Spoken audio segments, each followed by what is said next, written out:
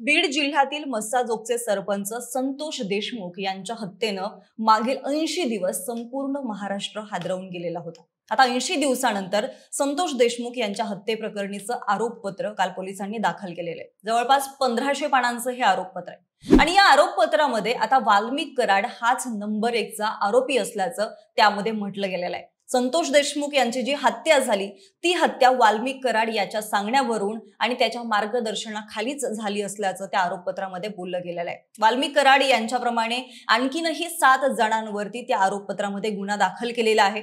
एकूण 3 गुन्ह्यांची नोंद त्या आरोपपत्रामध्ये दाखल केलेली आहे। मग त्यामध्ये हत्या असेल, अॅट्रॉसिटी असेल आणि खंडणी असेल, अशा 3ही घटनांची एकत्रित नोंद त्या आरोपपत्रामध्ये दाखल केलेली आहे आणि त्यामुळे वाल्मिक कराड हाच खरा मास्टरमाइंड आहे असं म्हटलं गेलंय। आता जर वाल्मिक कराड हाच खरा मास्टरमाइंड आहे हे जर काल त्या आरोपपत्रामध्ये सिद्ध झालंय तर कुठे धनंजय मुंडे त्यांचा राजीनामा देणार का अशी सुद्धा चर्चा आता सगळीकडे रंगू लागलेली आहे। आणि यातच आज करुणा मुंडेंनी एक फेसबुक पोस्ट करून धनंजय मुंडेंच्या राजीनाम्याविषयी सूचक वक्तव्य केलंय। करुणा मुंडेंची ती फेसबुक पोस्ट नेमकी काय आहे? वाल्मिक कराड आणि धनंजय मुंडे यांचे लागेबंद कसे होते? वाल्मिक कराड धनंजय मुंडेंच्या इतक्या जवळ कसा गेला?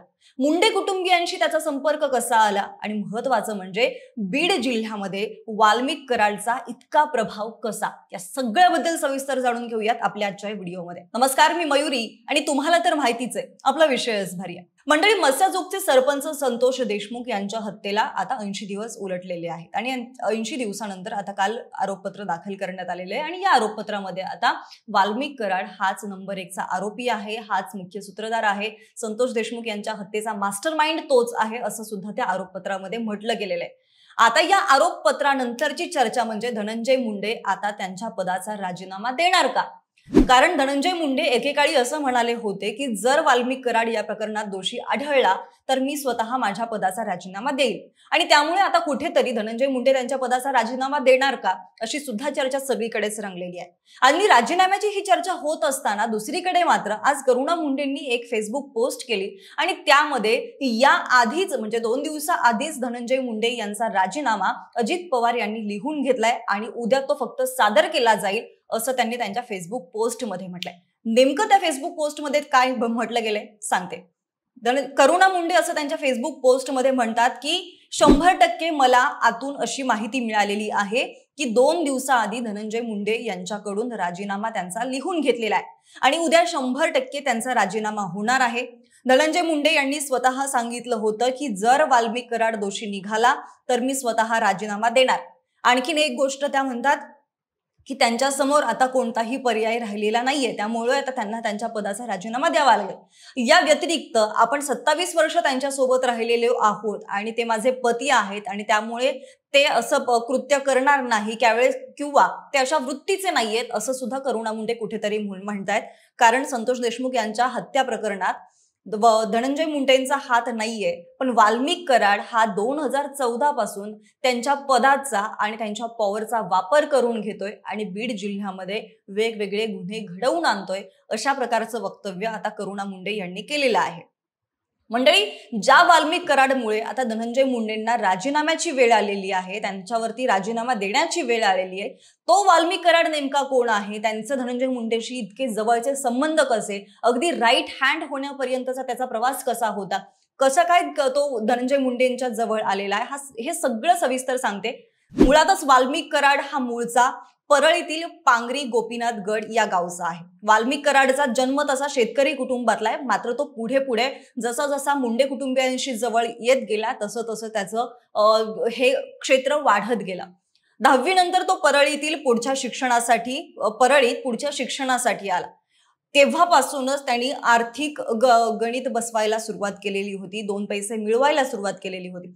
आता सुरुवातीच्या काळात ज्यावेळेस तो 10वी साठी परळीत आला त्यावेळेस तो सुरुवातीच्या काळात 2 पैसे कमवण्यासाठी भरल्या जाणाऱ्या यात्रेमध्ये तो सिनेमे दाखवायचा आणि यातून त्या तिकिटांच्या पैशातून त्याचं पोट भरायचा। दरम्यानच्या काळात ज्यावेळेस वाल्मिक कराड हा गोपीनाथ मुंडे यांचे जे विश्वासू होते फुलचंद कराड यांच्या संपर्कात आला।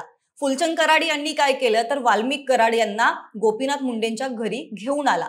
वाल्मिक कराडला ज्यावेळेस गोपीनाथ मुंडेंच्या घरी घेऊन आले फुलचंद कराड हे, त्यावेळेस वाल्मिकला गोपीनाथ मुंडेंच्या घरामध्ये घरगड्याचं काम देण्यात आलं। मग त्यामध्ये घरात दूध आणणं असेल, भाजीपाला आणणं असेल, किराण्याचं सामान भरायचं असेल, तर ही सगळी कामं सुरुवातीच्या काळात वाल्मिक कराड गोपीनाथ मुंडेंच्या घरात करायचा।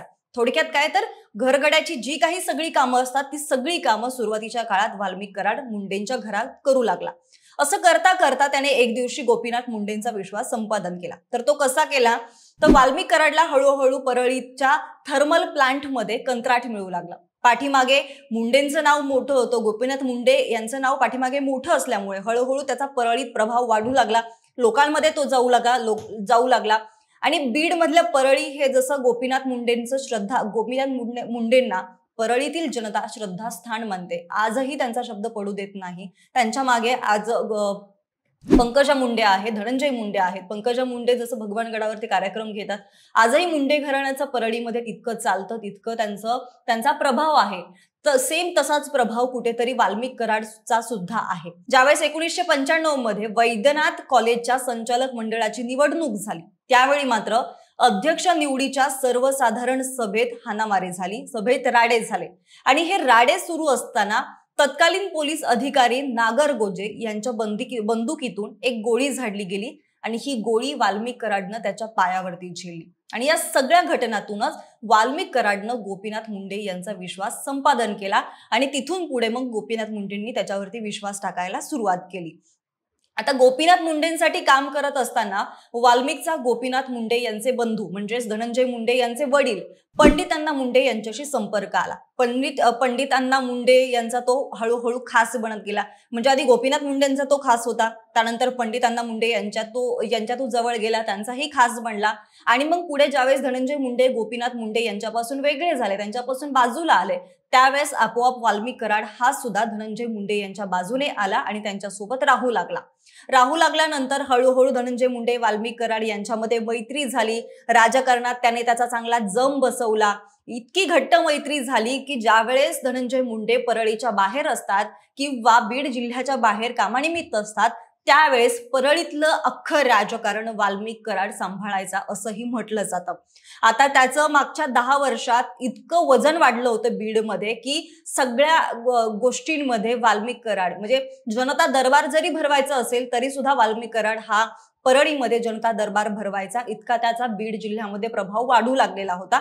मात्र दरम्यानच्या काळात संतोष देशमुख यांच्या हत्ये प्रकरणानंतर वाल्मिक कराड याच्याकडे आरोपी म्हणून पाहू लागलं। ज्यावेळेस संतोष देशमुख यांची हत्या झाली, ती हत्या सुद्धा वाल्मिक कराडनेच घडवून आणली आहे असं कालच्या आरोपपत्रामध्ये म्हटलं गेलंय। आता त्यांच्या हत्येचा नेमका प्रकार काय आहे, ती हत्या नेमकी कशी घडून आली तेही थोडक्यात सांगते। गेल्या वर्षी म्हणजे 9 डिसेंबर 2024 ला संतोष देशमुख यांची हत्या झाली। यामध्ये वाल्मिक कराड हाच मास्टर माइंड असल्याचं पोलीस तपासामध्ये काल निष्पन्न झालेलं आहे। बीड येथे जी आवादा कंपनी आहे त्या आवादा कंपनीमध्ये 2 कोटींच्या खंडणीसाठी वाल्मिक कराडनं फोन लावलेला होता। वाल्मिक कराडच्या सांगण्यावरूनच सुदर्शन घुले तिथे खंडणीसाठी त्या अधिकाऱ्यांना त्रास देत होता। यावेळी सुदर्शन घुलेनं तिथे असणाऱ्या सुरक्षा रक्षकाला मारहाण केली। मारहाण करत असताना संतोष देशमुख तिथे आले, तो वाद मिटवण्याचा प्रयत्न केला पण वाद काही मिटला नाही, एकमेकांमध्ये शाब्दिक बाचाबाची झाली आणि मग थोड्या वेळानं खंडणी मागण्यासाठी गेलेल्या आरोपींना मारहाण करण्यात आली। या मारहाणीचा व्हिडिओ सुद्धा सोशल मीडियावरती बऱ्याच प्रमाणात व्हायरल झाला होता। यानंतर या मारहाणीचा राग मनात ठेवून देशमुख यांचं अपहरण करण्यात आलं आणि त्यांना एका टोल नाक्यावरती बीडमधील टोल नाक्यावरती अपहरण करून त्यांना बेदम मारहाण करण्यात आली आणि या मारहाणीतच संतोष देशमुख यांचा मृत्यू झाला। ही घटना आहे 9 डिसेंबरची। आता या प्रकरणामध्ये आरोपी कोण कोण आहेत, मग यामध्ये सुरुवातीला तर वाल्मिक कराड हाच नंबर 1 चा आरोपी आहे, त्यानंतर विष्णू चाटे 2 नंबरचा आहे, मग सुदर्शन घुले, जयराम चाटे, महेश केदार, कृष्णा आंधळे, सुधीर सांगळे, प्रतीक घुले या 7 जणांविरोधात सुद्धा आता गुन्हा दाखल आहे। त्यामधला कृष्णा आंधळे हा सध्या फरार आहे, बाकीचे सगळे अटकेत आहेत। आता ही सगळी संतोष देशमुख यांच्या हत्येची घटना, मग त्यानंतर त्या आधी वाल्मिक कराडने कशी ही हत्या घडवून आणली, मग त्यानंतर आता तो कसा सिद्ध झाला, त्याच्यावरचा आरोप कसा सिद्ध झाला, आरोप सिद्ध झाल्यानंतर धनंजय मुंडे यांच्या राजीनाम्याची मागणी कशी होती आणि उद्या धनंजय मुंडे राजीनामा देणार असल्याचं करुणा मुंडेंनी केलेलं स्टेटमेंट। आता या सगळ्या घटनांची एकत्रित सांगड बांधली तर उद्या नेमकं धनंजय मुंडे राजीनामा देणार का, आज त्यांच्या राजीनाम्याविषयी इतर कुठल्या राजकारण्यांनी प्रतिक्रिया दिली का? तर दिली आहे. त्यामध्ये कोण आहेत? रामदास आठवले यांनी सुद्धा आता धनंजय मुंडेंच्या या राजीनाम्याविषयी प्रतिक्रिया दिलेली आहे. रामदास आठवले म्हणतात की धनंजय मुंडे आणि करुणा मुंडे यांच्यामध्ये जे संबंध आहे ते सगळ्यांनाच माहिती आहे, पण धनंजय मुंडे आणि वाल्मिक कराड यांचा मोठ्या प्रमाणात जवळचा संबंध होता, पण यात कोणाशी काही संबंध नसेल असे काही पुरावे उपलब्ध नाहीयेत. परंतु धनंजय मुंडे यांनी राजीनामा द्यावा ही सगळ्यांचीच मागणी आहे. अजितदादांनी याबाबत विचार करणं आवश्यक आहे. खुनाच्या प्रकरणामध्ये धनंजय मुंडे यांचा कसलाही संबंध नाहीये, पण खुनातील आरोपी जवळचा होता. नीतिमत्तेच्या आधारावरती धनंजय मुंडेंनी राजीनामा द्यायला पाहिजे, त्याचा निर्णय अजितदादांनी घेतला पाहिजे असं सुद्धा रामदास आठवले यांनी म्हटलेलं आहे. आता त्यानंतर सुरेश धस यांनी सुद्धा एक महत्वाची प्रतिक्रिया दिलेली आहे. सुरेश धस हे म्हणतात की वाल्मिक कराड हाच मास्टर माइंड आहे, मुख्य सूत्रधार आहे आणि आका आहे, सगळं काही तोच करायचा. हा आकाच सगळं काही करत होता. संपूर्ण बीड जिल्ह्यामध्ये त्यांनी धुमाकूळ घातला होता. जे गुंड प्रवृत्तीचे लोक आहेत त्यांना सहकार्य करणं, मदत करणं, पैसे देणं हे सगळे धंदे वाल्मिक कराड करत होता. बोगस पैसे उचलायचे आणि या अशा गँग तयार करायच्या आणि टोळ्यांना अभय द्यायचं, त्यांच्याकडून हवी ती कामं करून घ्यायची, अशा पद्धतीचा उद्योग यांचा संपूर्ण जिल्ह्यात सुरू होता, असा महत्वाचा आरोप सुद्धा सुरेश धस यांनी वाल्मिक कराडवरती केलेला आहे. एसआयटीने जे मांडलंय ते योग्य मांडलंय. मूळ सूत्रधार हा वाल्मिक कराडच आहे आणि बाकीचे प्यादे आहेत असं सुद्धा सुरेश धस यांचं म्हणणं आहे. त्यामुळे थोडक्यात काय तर वाल्मिक कराड हा तर आरोपी आहेच, मात्र वाल्मिक कराडला मदत कोणी केली असेल, वाल्मिक कराड जवळचा कोणाचा असेल, वाल्मिक कराडला इतके दिवस वाल्मिक कराडची एवढी हिंमत कशी झाली, तर धनंजय मुंडे यांच्यामुळे झाली. त्यामुळे नीतिमत्तेच्या आधारावरती धनंजय मुंडेंनी राजीनामा द्यायला पाहिजे असा थेट आरोप आता धनंजय मुंडेंवरती केला जातोय. मंडळी, या सगळ्या प्रकरणानंतर आता धनंजय मुंडेंनी राजीनामा द्यायला पाहिजे का? तुम्हाला नेमकं काय वाटतंय? तुमचं मत आम्हाला खाली व्हिडिओच्या कमेंट्समध्ये जरूर कळवा. व्हिडिओ जर आवडला असेल तर व्हिडिओला लाईक करा, शेअर करा. सोबतच आपल्या विषयच भारी या युट्यूब चॅनलला सबस्क्राईब करायला विसरू नका. आणि हो, जर हा व्हिडिओ तुम्ही फेसबुकवर पाहत असाल तर तिथं सुद्धा विषयच भारी FB या आपल्या फेसबुक पेजला फॉलो करायला विसरू नका. धन्यवाद.